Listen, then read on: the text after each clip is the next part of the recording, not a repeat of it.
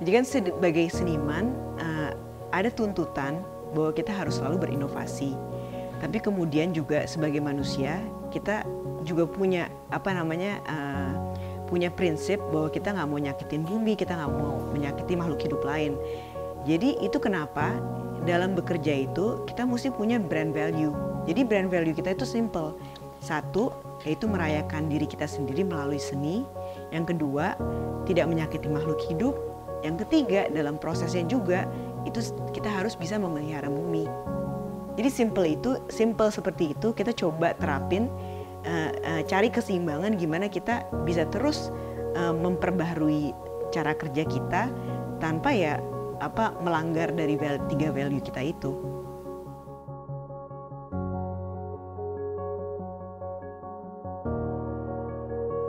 Iya, jadi awalnya memang dulu banget itu setiap kali aku gambar motif itu, aku bikin motif itu susunannya jadi kayak ambigram.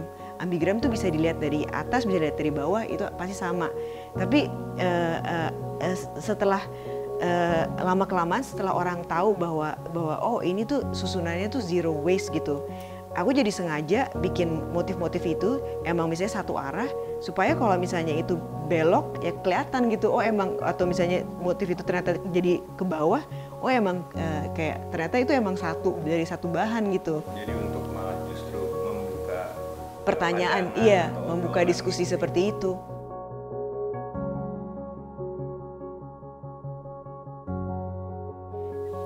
Ya karena kita pakai prinsip zero waste, jadi otomatis ketika kita bikin produk ini bentuknya mungkin simple, tapi kita usahain karena supaya polanya tuh kotak-kotak semua, supaya gampang disusunnya dan nggak mengeluarkan sisa gitu. Pada awalnya kotak-kotak itu tuh karena kita pengen bikin desain yang nggak menghasilkan waste sama sekali. Awalnya misalnya gagang tas itu kita pakainya cuma ini, seperti ini. Terus kalau kita karena banyak sekali orang yang bilang gini kayak bikin dong gagang tasnya juga yang sama motifnya gitu. Nah awalnya kita cuma bisa bikin seperti ini gitu. Nah habis itu karena kita sempurnakan, akhirnya kita bisa bikin seperti ini gitu. Nah jadi shape-nya lebih organik, tapi pada dasarnya ini dari pola yang kotak. Anatomi tas itu kan biasanya badan, terus habis itu samping, terus ada kantong gitu misalnya. Nah pas itu kan biasanya ada sisa-sisa nih gitu. Nah sisa-sisa ini kita coba olah supaya jadi variasi functionnya, jadi buat kotak-kotak di dalamnya. Nah challenge-nya itu ketika misalnya waist-nya panjang seperti ini kan nggak mungkin bikin kantong yang sepanjang ini.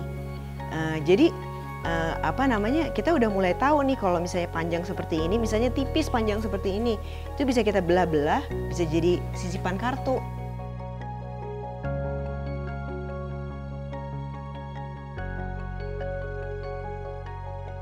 Ya kayak ini nih sebenarnya siesta itu berangkatnya dari sini. Jadi awalnya tuh kayak ini kok lemes banget ya gitu. Apakah bisa nih kalau misalnya ini kita jahit begini kan jadi dia rada kaku gitu. Nah itu jadi siesta.